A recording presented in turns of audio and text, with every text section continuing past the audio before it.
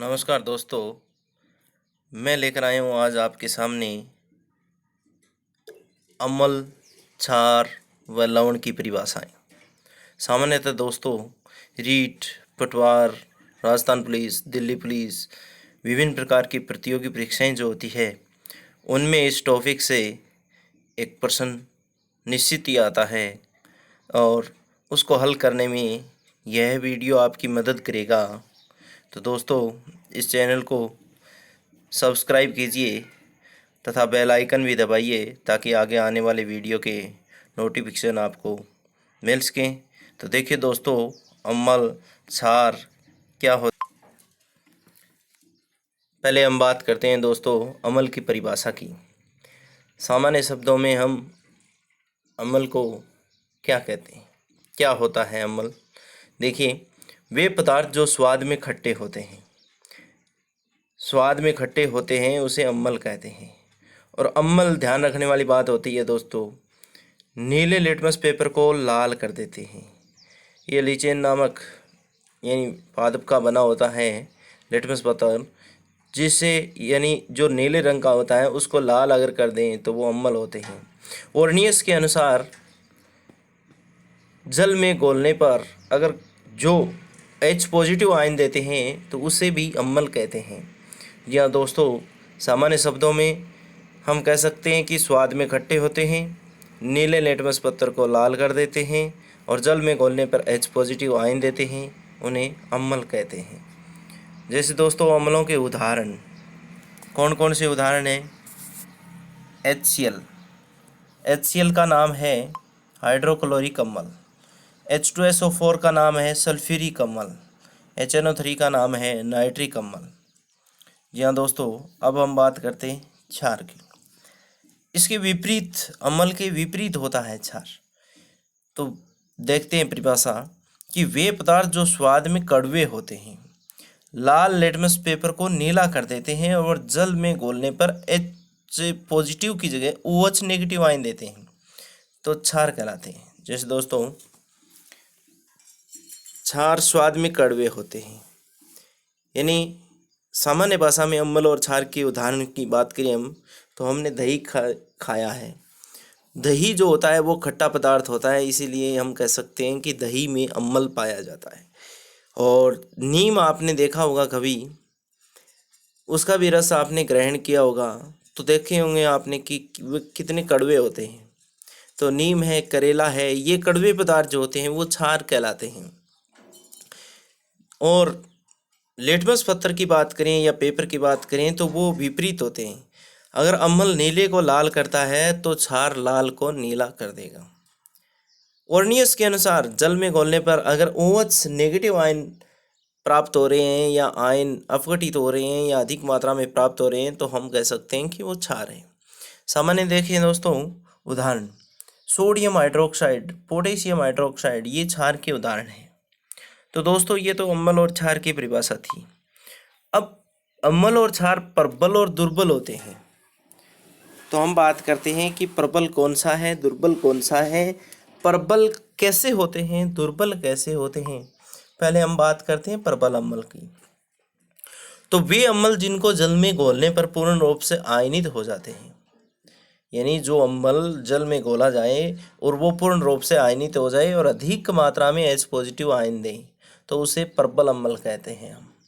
तो दोस्तों प्रश्न पूछा जाता है निम्न में प्रबल अम्ल है, वहाँ पर क्षार या दुर्बल अम्लों के उदाहरण मिले होते हैं और उनमें एक ऑप्शन जो प्रबल अम्ल का होता है वो अपने को पहचानना होता है।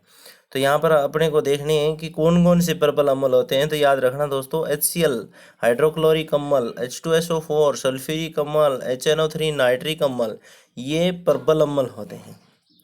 अब इसी तरीके से दुर्बल अम्ल की बात करें दोस्तों, तो वे अम्ल जिनको जल में घोलने पर पूर्ण रूप से आयनित नहीं होते, यानी जिनको जल में घोला जाए और पूर्ण रूप से आयनित नहीं होते, तो कम मात्रा में H पॉजिटिव आयन देते हैं। कम मात्रा में H पॉजिटिव आयन देने का मतलब वो अम्ल दुर्बल अम्ल कहलाते हैं। तो दुर्बल अम्लों के भी अपने को उदाहरण याद रखने हैं दोस्तों, CH3 COOH H2CO3, CH3 COOH और H2CO3 यानी एसिटिक अम्ल, कार्बोनिल अम्ल। तो ये अम्लों के उदाहरण हैं। इनमें से ये 5 उदाहरण हैं। ज़्यादातर प्रतियोगी परीक्षाओं में, चाहे वो रीट हो, पटवार हो, सेकंड ग्रेड हो, फर्स्ट ग्रेड हो, इन्हीं में से प्रश्न पूछा जाता है। ये 5 अपने को उदाहरण याद रखने हैं कि इनमें से कौन सा प्रबल है और कौन सा दुर्बल है। जी हाँ दोस्तों, आगे हम बात करते हैं क्षार की। ये तो अम्लों की बात थी, अब क्षार की बात करते हैं। प्रबल क्षार। प्रबल क्षार कौन से होते हैं? वे क्षार जिन्हें जल में घोलने पर पूर्ण रूप से आयनित हो जाते हैं। वही अम्लों वाली बात है, सेम परिभाषा है। तो पूर्ण रूप से आयनित हो जाते हैं। और H पॉजिटिव अम्लों में जो था, वहाँ पर क्षार की बात कर रहे हैं तो OH नेगेटिव आयन आ जाएंगे। तो वे क्षार जिन्हें जल में घोलने पर पूर्ण रूप से आयनित हो जाते हैं और OH नेगेटिव आयन देते हैं, उन्हें प्रबल क्षार कहते हैं। तो देखें दोस्तों, उदाहरण देखें। Sodium hydroxide, potassium hydroxide, lithium hydroxide, ये इनके उदाहरण अपने को याद रखने हैं।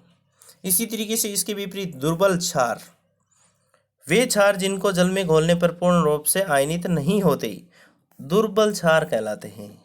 तो इनके उदाहरण क्या हैं दोस्तों? Ammonia hydroxide, magnesium hydroxide, calcium hydroxide, aluminium hydroxide. तो ये अपने को ध्यान रखने, इन उदाहरणों को अपने को याद रखना है। प्रश्न पूछा जाता है इनमें से ऊपर, यानी प्रबल क्षार पूछा जाए तो प्रबल क्षार अपने को उदाहरण याद हैं, तो हम अच्छी तरीके से ऑप्शन में से पहचान सकते हैं कि प्रबल क्षार कौन सा है। जी हाँ दोस्तों, ये तो बात थी अम्ल और क्षार की। अब बात करते हैं हम लवण की, कि लवण क्या है। तो दोस्तों, आपको पता है, बार बार मैंने यानी पिछले वीडियो डाले हैं, उनमें भी आपने देखे होंगे कि लवण क्या है। जब अम्ल व क्षार की अभिक्रिया आपस में कराई जाती है तो जल के साथ एक और उत्पाद बनता है या एक नया पदार्थ और बनता है, जिसे हम लवण कहते हैं। ये जो अभिक्रिया जो होती है अम्ल और क्षार के आपस में, अम्ल और क्षार दोनों आपस में अपने गुण नष्ट कर देते हैं। इस अभिक्रिया का नाम हम क्या रखते हैं? यानी उदासीनीकरण। यानी इसमें प्राप्त होने वाला अम्ल उदासीन होता है और उदासीन होने के कारण हम इसको उदासीनीकरण अभिक्रिया कहते हैं। और दोस्तों, उदासीनीकरण अभिक्रिया हमेशा याद रखना है ना, सदैव ऊष्माक्षेपी अभिक्रिया होती है। जैसे दोस्तों, एक उदाहरण से इसको समझने की कोशिश करते हैं कि सोडियम हाइड्रोक्साइड ये एक क्षार है और इसकी अभिक्रिया हाइड्रोक्लोरिक अम्ल के साथ करवाते हैं तो सोडियम क्लोराइड यानी NaCl जल लवण प्राप्त होता है और साथ में जल प्राप्त होता है। तो ये लवण की बात थी। ये लवण क्या होते हैं? अब दोस्तों बात करते हैं तनुकरण की। तनुकरण एक परिभाषा है जो इसमें से भी कई बार प्रश्न पूछा जा सकता है। तो दोस्तों, सामान्य शब्दों में तनुकरण का मतलब क्या है कि जब किसी शानदार अम्ल या शानदार क्षार को पानी में मिलाते हैं तो यह क्रिया क्या कहलाती है? तनुकरण। शानदार अम्ल और शानदार क्षार को पानी में मिलाना ही क्या कहलाता है? तनुकरण। तो तनुकरण 2 प्रकार से होता है दोस्तों, एक तनु होता है और एक सांद्र होता है। यदि अम्ल और क्षारक में पानी की मात्रा अपेक्षाकृत ज़्यादा होती है तो इसे तनु अम्ल या तनु क्षारक कहते हैं। हम कह सकते हैं कि पतला, यानी पानी ज़्यादा, अम्ल हो या क्षार हो उसकी मात्रा कम, तब तो वो कहलाता है तनु अम्ल है तो अम्ल कहलाएगा और क्षार है तो तनु क्षार कहलाएगा। इसी तरीके से दोस्तों, यदि अम्ल व क्षारक में पानी की मात्रा उनकी तुलना में कम है तो उसे हम सांद्र अम्ल या सांद्र क्षारक कह सकते हैं। सांद्र अम्ल या सांद्र क्षारक का मतलब यानी गाढ़ा, यानी पानी की मात्रा कम, अम्ल है तो अम्ल की मात्रा ज़्यादा और क्षारक है तो क्षारक की मात्रा ज़्यादा। आगे हम बात करते हैं दोस्तों, एक परिभाषा और है सामान्य से, यानी इनमें से कई बार प्रश्न पूछा जाता है या क्रिस्टलन के जल पूछ लिया जाता है। तो बात करते हैं हम क्रिस्टलन का जल क्या है। किसी लवण में इकाई सूत्र में उपस्थित जल के अणुओं में की जो निश्चित संख्या होती है उसे हम क्रिस्टलन का जल कहते हैं। ये निश्चित संख्या जो लवण की है उसे हम क्या कहते हैं? क्रिस्टलन का जल कहते हैं।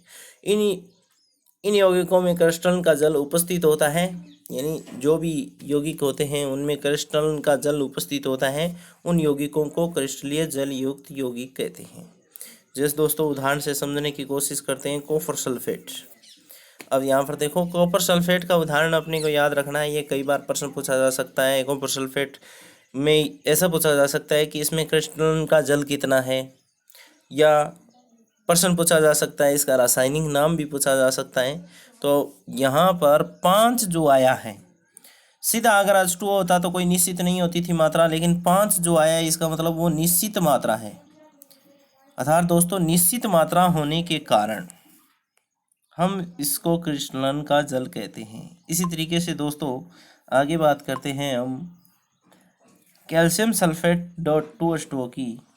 तो ये इसको हम कहते हैं रासायनिक नाम के दौरान जिप्सम। तो कैल्शियम सल्फेट डॉट 2H2O को हम क्या कहते हैं? जिप्सम।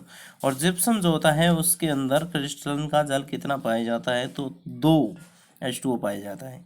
इसी तरीके से दोस्तों POP यानी plaster of Paris. Plaster of Paris क्या है? Plaster of Paris. तो अब आप समझ गए होंगे कि इसमें क्रिस्टलन का जल कितना होता है। तो प्लास्टर ऑफ पेरिस में कितना होता है? आधा, अर्ध हाइड्रेट कहते हैं इसको, 1/2H2O जल होता है। इसी तरीके से दोने का सोडा। दोने का सोडा जो होता है उसका सूत्र, रासायनिक सूत्र क्या है? Na2SO4 dot 10H2O। तो 10H2O यहाँ पर 10 आया है, वो क्रिस्टलन का जल होता है। इसी तरीके से फिटकरी। फिटकरी आपने नाम सुना होगा, उसका सूत्र क्या है? K2SO4 dot Al2SO4 whole thrice dot 24H2O। 24 जो यहाँ पर आया है इसका मतलब वो जल की संख्या निश्चित है। तो निश्चित होना ही क्या कहलाता है? क्रिस्टलन का जल कहलाता है। इसी तरीके से दोस्तों एक परिभाषा और है, जैसे देखो क्षारक क्या होते हैं। तो जो क्षार जल में घुलनशील होते हैं उसे क्षारक कहते हैं। और उनके उदाहरण दोस्तों याद रख लेना, सोडियम हाइड्रोक्साइड और पोटेशियम हाइड्रोक्साइड। इसी तरीके से आगे 3 सूत्र दिए हुए हैं। राजस्थान पुलिस की जो तैयारी कर रहा है उनके लिए ये सूत्र बहुत ही अहम है। प्रत्येक परीक्षा में यानी प्रत्येक वर्ष होने वाली प्रतियोगी परीक्षा जो राजस्थान पुलिस के लिए है, इन उनमें से एक प्रश्न आता है रसायन विज्ञान के नाम से या विज्ञान के नाम से। तो ये जो सूत्र है इसका प्रश्न बहुत ही इंपॉर्टेंट होता है, इसी का प्रश्न पूछा जाता है। या तो इसका रासायनिक नाम पूछ लिया जाता है या रासायनिक नाम देके सूत्र पहचान करवा ली जाती है, कैसे भी कर लिया जाता है। तो दोस्तों याद रख लेना कि CaCO3 जो होता है इसका नाम है कैल्शियम कार्बोनेट। अन्य नाम चूना पत्थर, खड़िया, संगमरमर आदि नामों से इसको जाना जाता है। एक सूत्र है कैल्शियम ऑक्साइड, तो इसका क्या नाम है? Calcium oxide. और इससे दूसरा नाम किस नाम से जाना जाता है? बिना भुजा हुआ चूना। इसी तरीके से कैल्शियम हाइड्रोक्साइड, और इसका सामान्य नाम क्या है? भुजा हुआ चूना। तो दोस्तों इन तीनों सूत्रों को इम्पोर्टेंट समझना। इनमें से एक प्रश्न जरूर आता है, या तो इनका रासायनिक नाम पूछ लिया जाता है या सामान्य नाम पूछ लिया जाता है या सूत्र पूछ लिया जाता है। इनमें से ज़रूर एक प्रश्न आता है। तो दोस्तों अगर ये वीडियो आपके पसंद आया है तो लाइक कीजिए और बेल आइकन को भी दबाइए और चैनल को सब्सक्राइब कीजिए। और आगे देखते हैं अगले वीडियो में इसके रासायनिक गुणधर्म। धन्यवाद दोस्तों।